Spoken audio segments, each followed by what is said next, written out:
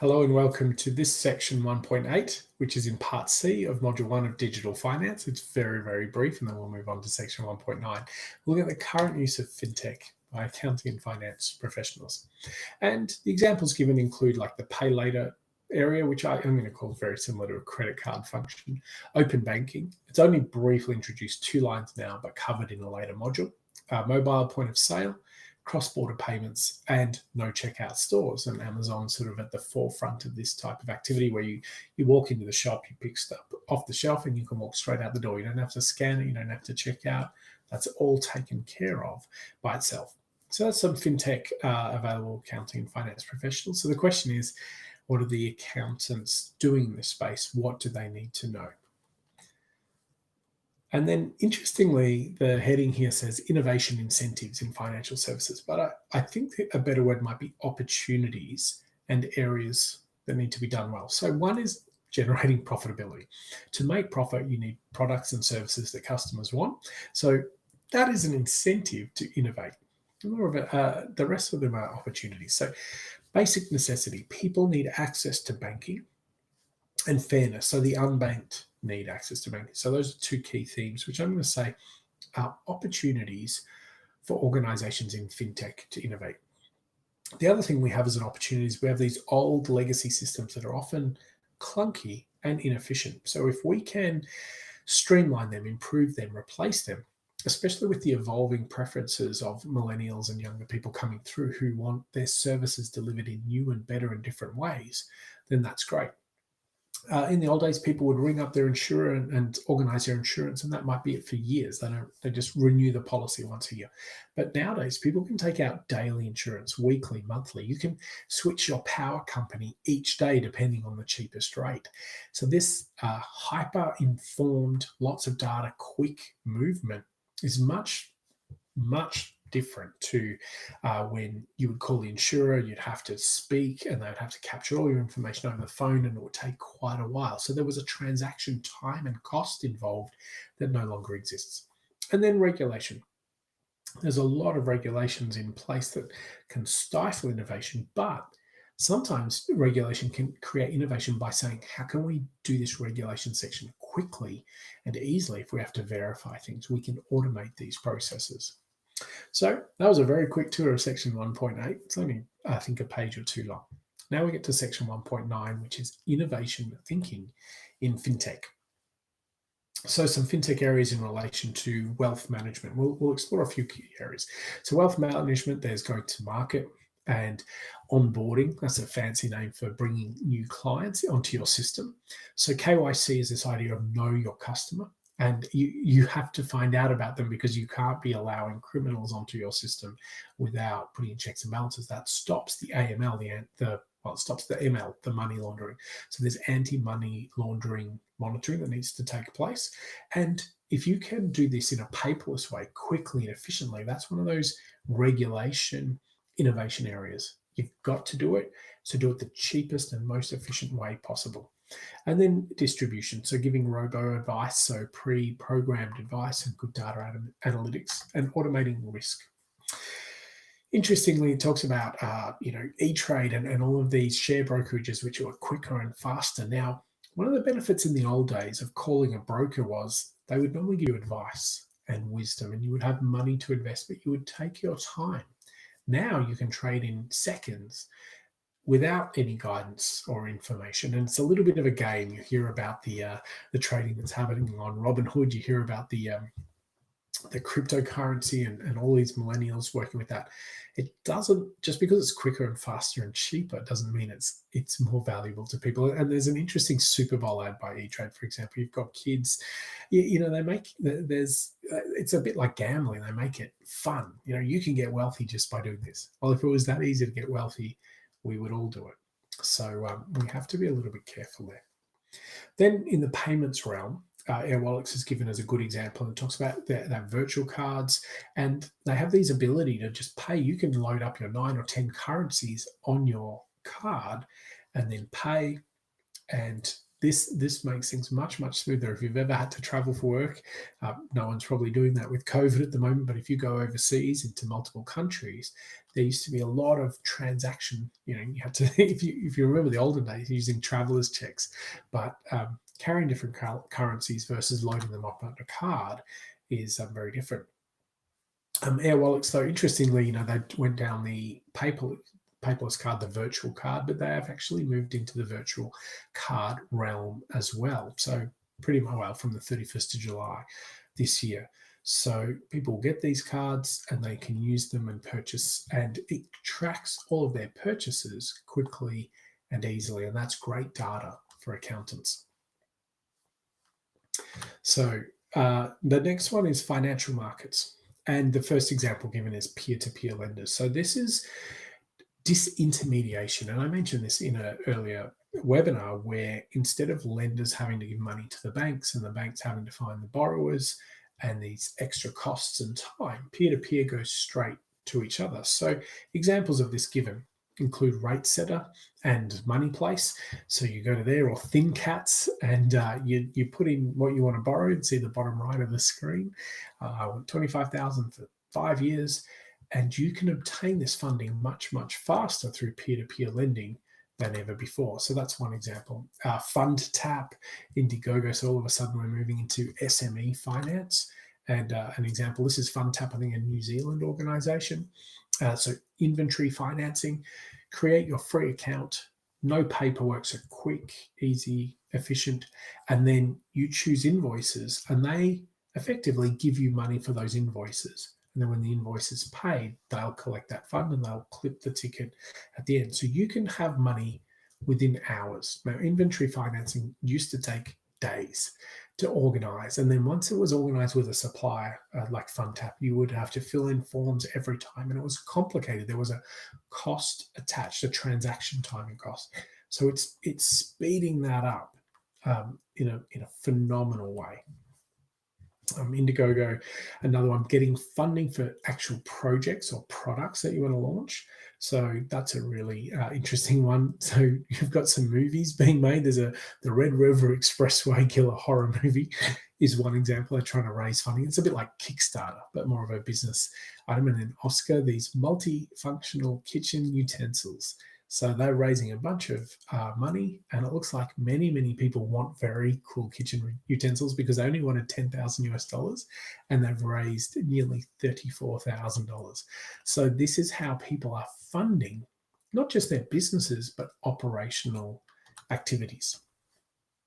The next section is APIs, cloud accounting, open accounting, and the Xero app marketplace is a really good example. It's a bit like going to the App Store for Google or Android, but this is for Xero, an accounting plugin. So you can plug in Dex Prepare, and you can plug in Sift or Spotlight Reporting or Expert, A2X, all of these different things that may help you run your business much faster than before. And then there's neobanking. Now, I'm a little bit old school. I'm not as convinced by fancy words. So neobanking kind of sounds like new banking, which sounds a lot like old banking, but it's just describing companies that have set themselves up as banks. So, I don't think that's that exciting, but one of the things they do is because they're starting from scratch, they don't have to worry about all those branches in the old system. They don't have to worry about computer programs that were written in the 1970s and 1980s, those legacy systems. So they can be built on modern platforms. They can be built in the cloud. They can be built much faster, more efficiently, because you don't have to update the old ways. You don't need to retrain all those old staff. So Atom, UK-based one is an example. They make their websites look very fresh and exciting, but a bank is still a bank. Then we move on to emerging fintech, and we've got this idea of edge computing. Now, the study guide doesn't really go into much detail. Literally, I don't know, a paragraph. But the concept is normally the Internet of Things, the devices, so if you have a smoke detector, if you have a doorbell at the front of your house, if you have light switches, all of these things are being Internet of enabled, capturing all this data. So you can get home and the lights will turn on automatically when you drive it down the driveway, for example. When you really think about it, wow, it doesn't really rock your world, but that's what's available. this Internet of Things, these devices are normally just create data, but using these to actually do some of the processing more efficient, more reliable, faster. So pushing computing to the edge. In the old days, we used to have everything on a mainframe. Then we pushed everything. It was called client server. And then we pushed everything onto the computer itself, which is what you would experience with desktop computing. Then we've sort of moved back to what's called the cloud, which interestingly is a bit like going back to the mainframe, going back to the server, and edge computing is probably the next iteration of that. So do a little bit of Google reading if you need to, watch some videos, but you'll hear more about that in the future. Other things we'll cover later stage, because DeFi, decentralized finance, I'm not why we have to do these crazy acronyms, but that's using blockchain, and AI and robo-advice are emerging fintech. But of course, there's roadblocks. Regulations stymie innovation. There's a lack of creativity. Black box algorithms. This one really fascinates me. So when people create algorithms, so for example, the facial recognition software is it got trained on a lot of white faces. So it's different with Asian and black faces. Lack of profitability and sustainability. As an accountant, this is the one I see all the time. Now, I've got a reference here to Uber, which is not digital finance, but it's still a digital realm. It's still transformation using digital. Got rid of the taxi industry, destroyed it, but did it make any money? So here's Uber in 2020. They lost nearly $7 billion. But that's good, because the previous year they lost $8.5 billion. Here's an organization that loses billions every single year. So yes, it's transformed the taxi industry, but it doesn't know how to make a profit. And there are a huge number of digital finance organizations. Xero is an accounting organization, for example. If you adjust its accounts, Xero does an interesting thing. It takes its labor costs and then it capitalizes them. So you pay someone's salary, normally that's an expense. They call it an asset. And then that reduces their expenses. And then they have a small profit as a result. But if you look at their true operational performance, Xero generally makes a loss every year. So great product, millions of subscribers, everyone loves it, but it doesn't actually make money. So in the long term, that's going to become a problem at some point. If you don't make money for 10 years and then 20 years and then 30 years, sooner or later, people get a little bit tired of that. So talking about bias in a little bit more detail, because this digital realm is great and full of opportunity, but full of problems too. So some research in 2019 in the United States, which showed that the algorithms that have been created, and this is quite significant, were less likely to refer black people and white people who were equally sick. So two identical people with the same illnesses and problems, but one white, one black, and the white person gets a different referral program. And now, how did this happen? Well, we don't know, because the algorithms aren't available to be observed and monitored. So these things are incredibly frustrating. Now, interestingly, one area that's actually helped black men compared to white men, because they were actually discriminated against, but it saved their lives. So in the past, there was a lot of over prescription by doctors of opioids, painkillers in the United States. Now people are overdosing on these like in huge numbers. But interestingly, more white people than black people are dying of this. And the reason, or one of the reasons why, is that people who die of opioid addiction start off with painkillers. They get given them by the doctors, and then they get addicted, and then they go down this pathway. But a lot of black people were not being given painkillers. They were not prescribed for the same level of pain. White people got painkillers and black people didn't.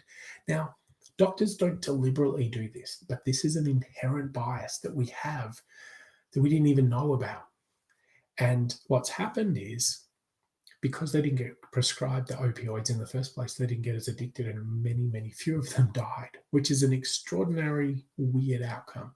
But I emphasize this point because when we create algorithms and we sift through the data and make decisions, these biases come up. We don't know about them.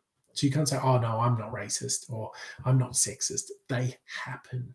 And so unless we find ways of interrogating these algorithms and making sure they are valid, many problems are going to arise. So bringing us to the end of this section of the module, you'll see that the study guide refers to Air Wallets quite a lot, and then it quotes from Jack Zhang, who the CEO of this. There's going to be a lot more interesting advisory roles. So it means, what does this mean for accountants? Well, all of this fintech's coming along. And I really like this. He says the core skill is not to be a tech head. It's not to be able to code. It's being able to solve problems, which means understanding your customer, understanding your products and services, helping people in their needs and their stakeholders. So if you've got a bit of an engineering or science background, or you get some courses, yes, it's going to be helpful. But like he says, it's not about being able to write code. The core skill set looking for is the ability to solve complicated problems, then use the technology to deliver that. And I like this bit. You're not supposed to deliver the tech yourself. That's the role of the software engineer. Your job is to take the abstract, to get a complicated problem and turn it into a simple solution. Then the engineers help you. So that brings us to the end of part C of module 1. The 3 objectives are there. 15 marks of your exam, roughly. That's 20% of your study time across this module, and checking out these objectives. So I hope you found that tour useful. Keep on studying and dive into part D soon. Thanks.